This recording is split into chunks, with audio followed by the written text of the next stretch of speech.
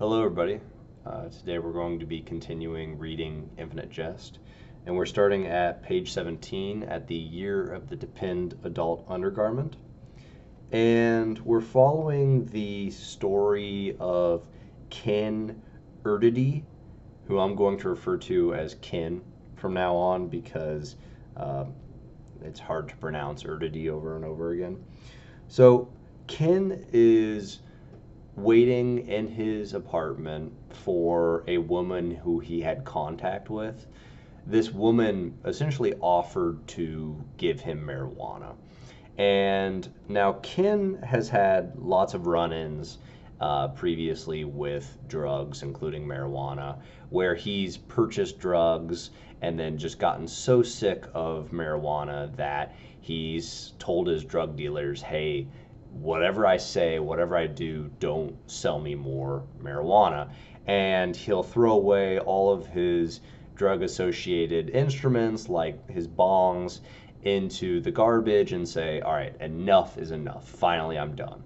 However, every time he has a lapse. So he really is addicted to marijuana. And so this time he's had to find a new drug dealer essentially, because as I mentioned, all the last ones won't return his calls. And so you can tell how delusional Ken is because he basically is trying to make sure that the woman he's trying to get drugs from knows that he's not a drug addict. And so he's really in his mind trying to either convince himself or to convince other people that he's not who he truly is.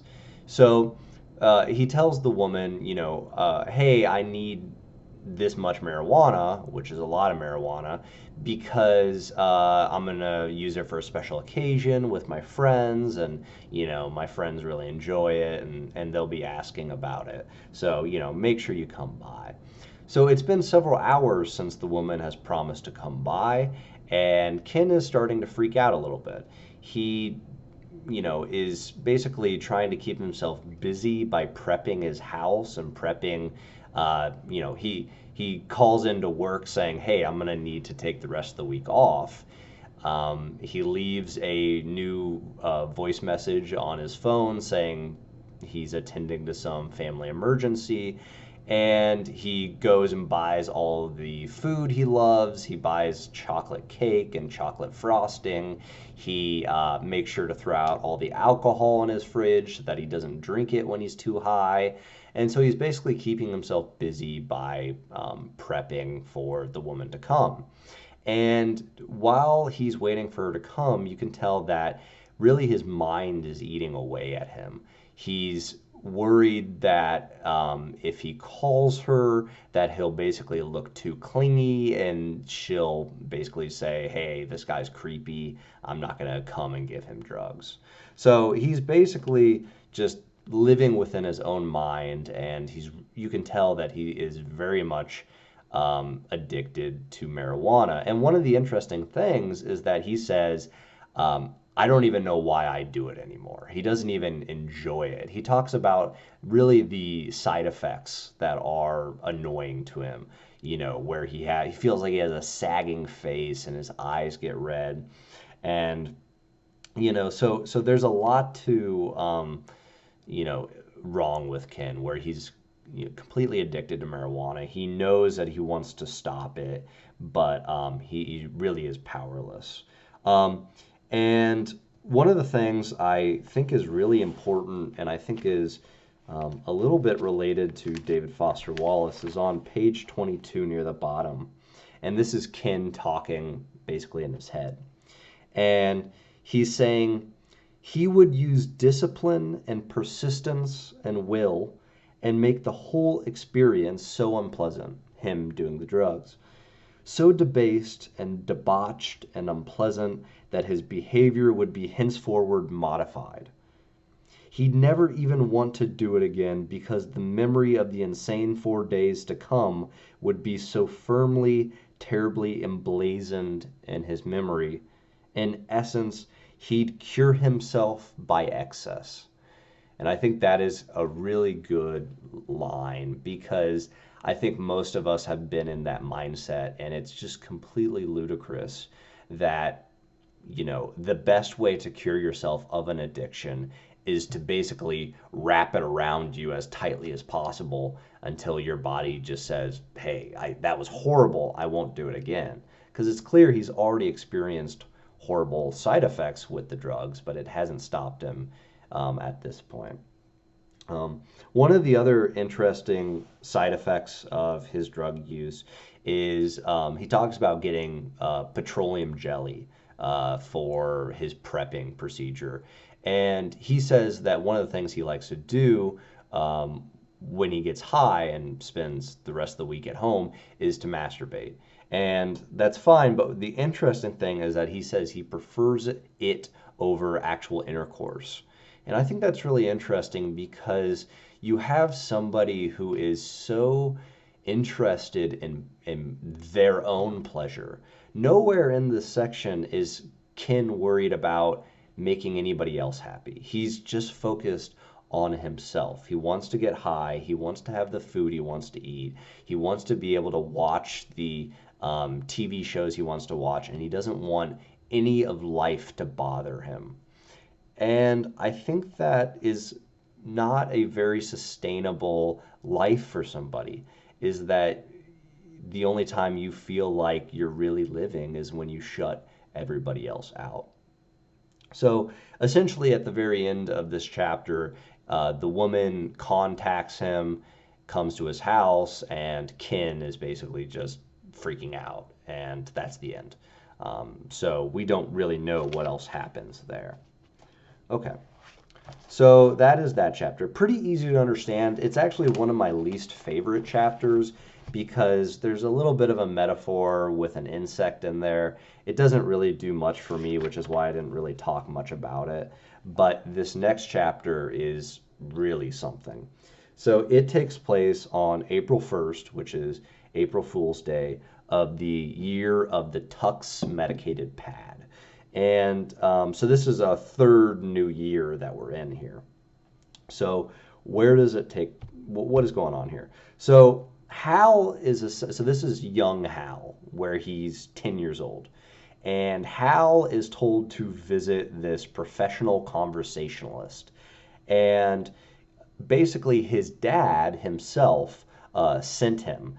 And he is, Hal is very confused as to why he's here. He's very confused about who this professional conversationalist is because he goes into the office and he's a little bit skeptical that this is really a doctor. He says, why isn't your degree on the wall? Why is this just a normal a normal room, essentially? This doesn't look like a place where a doctor would be working. So essentially, the conversationalist doctor is telling Hal, hey, we need to talk, and I wanted to ask you, for example, if you know the meaning of implore. And Hal says, basically what you would see if you did a dictionary.com reference of implore. So he talks about how it's a regular verb, it's transitive, which there's the etymology of the word, basically its background. And so he's just this machine pumping out this definition of the word implore. And I think that the professional conversationalist makes a really interesting point, which is, good Lord, she didn't exaggerate, did she? So we don't know who she is, but, obviously this professional conversationalist was contacted by some woman to perform this interaction between the conversationalist and Hal. Okay, so then essentially the conversationalist is trying to talk to Hal and says that Hal is making these sticky saliva noises and offers him a 7-Up in order to make sure that he's able to talk correctly. Hal then has a really interesting statement on page 29, which is, is himself, his dad, still having this hallucination, I never speak. So Hal is aware that his dad thinks that his son never speaks, but Hal doesn't think that that is a problem. He obviously thinks he does speak, and his dad is just kind of breaking down mentally. Um, and so we go into here where now this professional conversationalist is kind of mentally breaking down. Um, the first time you read this, you may think that, wow, this is somebody who's just a broken record skipping around and is totally nonsensical.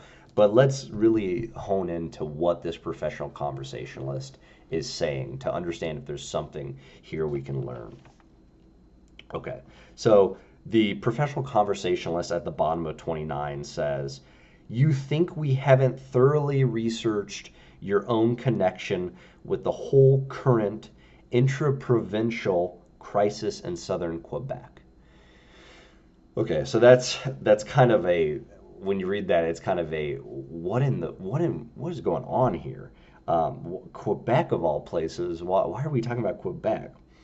So essentially, this professional conversationalists think that there's some connection between Hal and some kind of large-scale crisis in Quebec. And Hal has no idea what he's talking about. He says, what intra-provincial crisis in southern Quebec? So obviously there's something the professional conversationalist knows that Hal does not know, or is at least naive to. Then the second point that the professional conversationalist states is important too.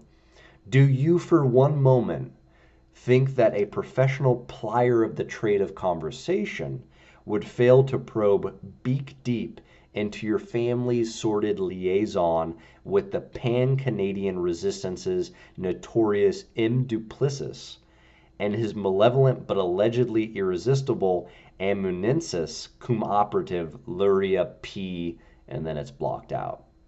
So very strange, and if when you're reading this you think the Quebec line is odd, this is just a whole different thing. So what does this actually mean? What is the professional conversationalist saying? Well, that there is some kind of sordid or dirty relationship with the pan-Canadian resistance. So we don't know really who that is, but some kind of group in Canada, some relationship with this M. Duplessis and his malevolent but irresistible Luria P. And so we don't know who Luria P is either. But the only thing we can really learn here is that there's some relationship between somebody named M. Duplessis and Luria P. And Luria P is his sidekick, and amanuensis cum operative means, amanuensis means someone who transcribes conversations, and cum operative would mean some kind of agent for M. Duplessis. So let's take that as a whole. We really don't know what the Quebec crisis is. We know that there's some resistance group with M. Duplessis and some sidekick, Luria P. We don't know why the P is crossed out, but whatever. So moving forward, we get a little bit of actual structure here from Hal, who believes he's gone to the wrong appointment because he has no idea what's going on. You can tell he is naive to this. So Hal says, I'm the potentially gifted 10-year-old tennis and lexical prodigy whose mom, so we're going to learn about his mom, is a continental mover and shaker in the prescriptive grammar academic world. Okay, so she's got some kind of English chops, and whose dad's towering figure in optical and avant-garde film circles, and single-handedly founded the Einfield Tennis Academy. Okay, so his mom and his dad are both very influential professionals, and then he goes on to say his dad drinks Wild Turkey, which is a bourbon, at like 5 a.m. and pitches over sideways. So we learn that his mom's a professional. His dad's also got a really important background in film, and also that he's a bit of an alcoholic. So that's a little bit of good background for Hal's parents. But then we still have the professional conversationalist still just dumping information on us. And we come into the middle of page 30, in the middle of one of his statements, and he says, of the fact that photos of the aforementioned liaison being linked to Der Spiegel resulted in the bizarre deaths of some newspaper editors. So it's just really odd. So there's some kind of big political problem in Canada, and because there's been some leaked information that this has been so important that there's been assassinations by people who have published it in various newspaper articles. And then we get another information dump that you could dare to imagine we'd fail conversationally to countenance certain weekly, shall we say, maternal assignations with a certain unnamed bisexual bassoonist and the Albertan Secret Guards Tactical Bands Unit. So, this is just adding insult to injury with this information dump. But basically that this professional conversationalist is talking about how his wife is apparently running off and having an affair with somebody from Alberta, which is a province of Canada. And so, okay, that's interesting. Yeah, Hal throughout all of this information dump is wanting to get out of here. And in this line, he says, "Is that the exit over there?" Because he just wants to leave. And then the professional conversationalist gives us a little bit more clear picture that there is some kind of affair going on between his wife and other people, because he says that you're blithe in attention to your own dear grammatical mother's cavortings, meaning sexual lust, with not one, not two, but over 30 Near Eastern medical attaches. So apparently Hal's mom, because we're talking about his grammatical mother, is having an affair with well over 30 people. So this is either incorrect and this professional conversationalist is off the rails, which we're led to believe because we have no idea what all of this is about. It just sounds completely random. Or that Hal's mom is really not very loyal in her marriage union. And then we get something that affects Hal directly, which is the professional conversationalist says that her introduction of esoteric mnemonic steroids, stereochemically not dissimilar to your own father's daily hypodermic megavitamin. So basically, he's saying that that Hal's mom is spiking his cereal with essentially steroids. It's unclear what kind of steroids, but one would have to imagine it's the performance enhancing ones that athletes can abuse. And so somehow both this professional conversationalist and Hal are taking similar steroids.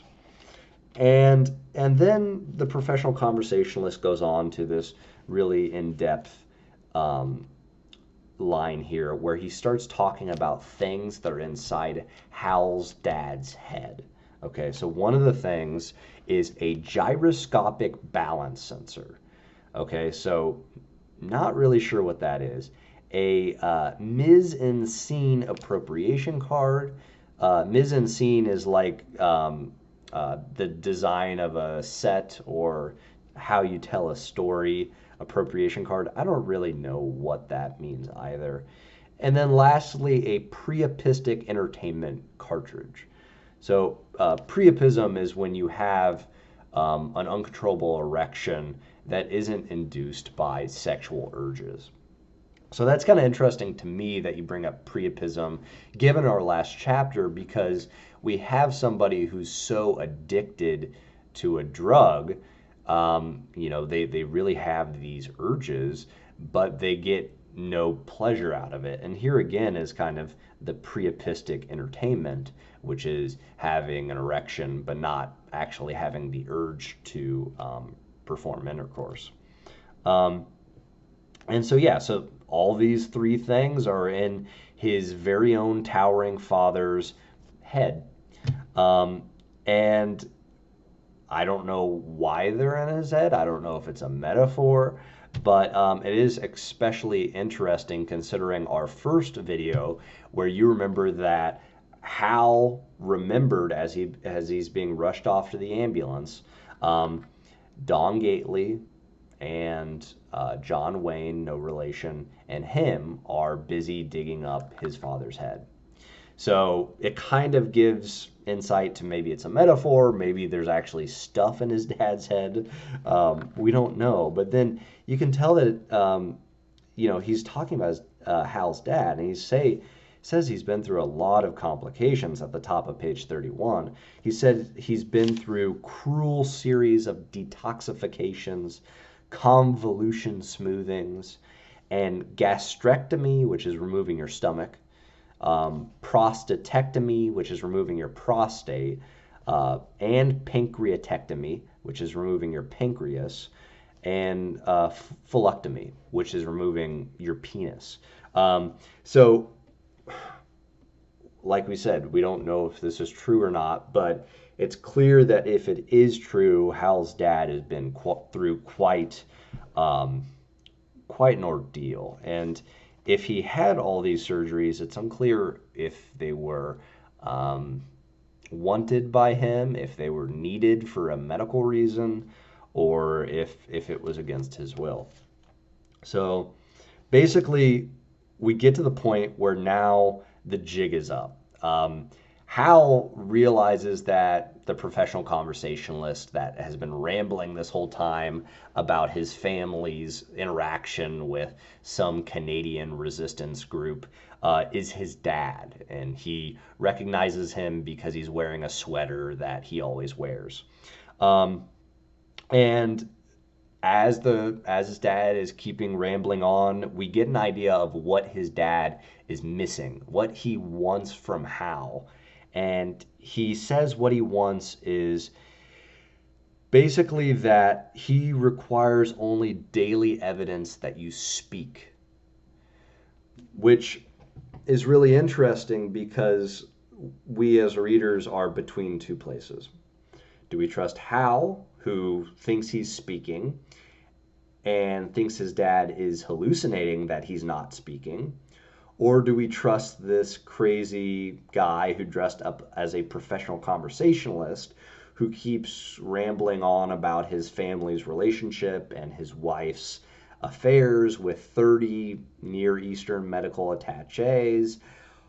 One is right and the other is wrong, probably. We don't know what to think here, though. But it is really interesting because we do have some broader context for Hal being unable to speak. Because in the first chapter, we know Hal tried to speak, and when he did speak, he was making submammalian noises.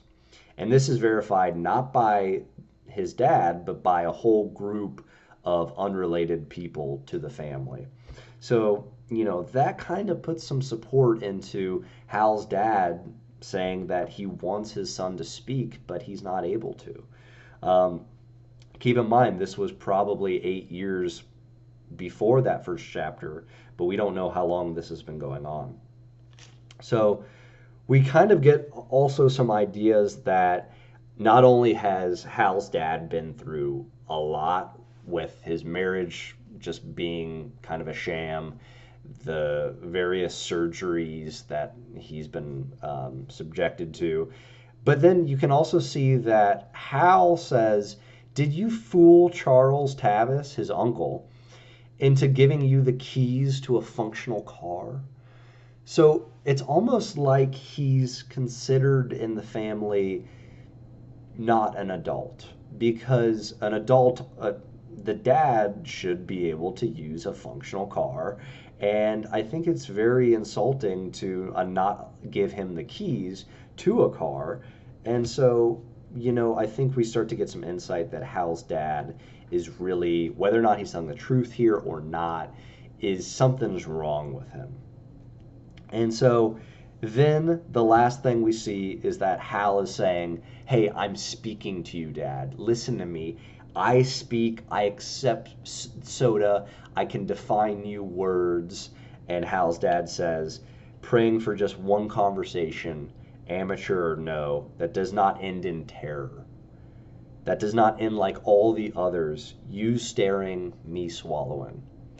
So, Hal is saying, "Hey, I talk." His dad is saying, why aren't you talking? You're just staring at me." So it's just very clear that there's some bad conversation and relationship going on here. We don't know really, how accurate either Hal or his dad is, but something's gone wrong.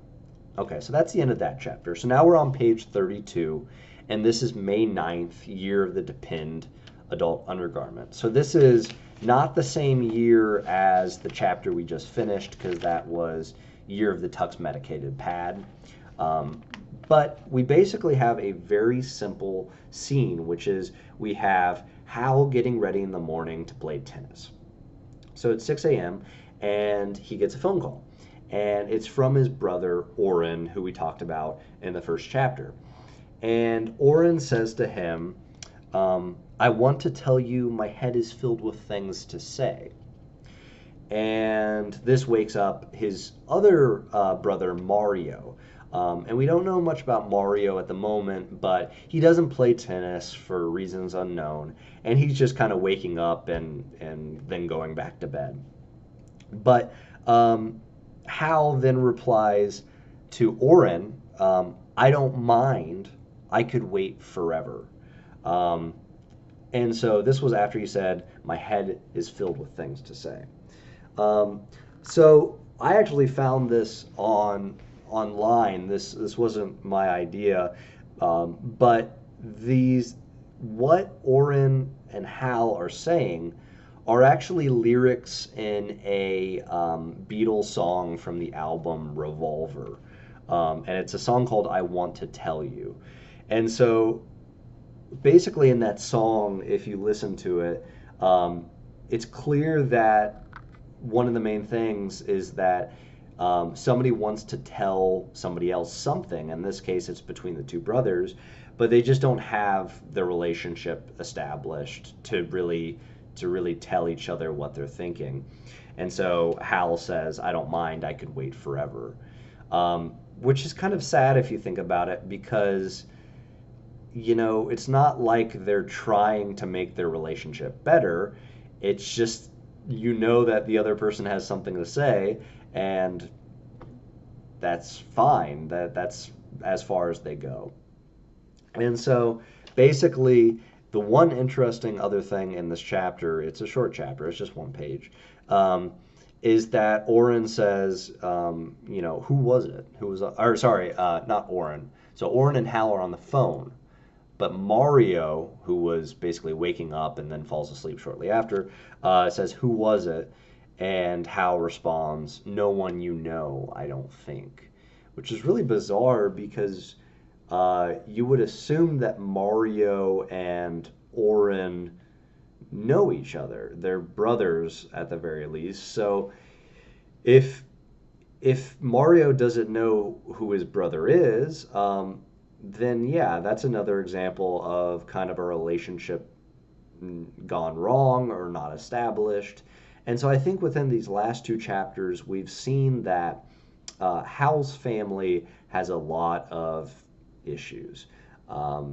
There's people that aren't really able to converse with each other. There's people who don't really understand that this person is my brother. There's affairs going on. So it's a really troubled family. So that's where we're going to end it today, and we are going to pick up on page 33 next time.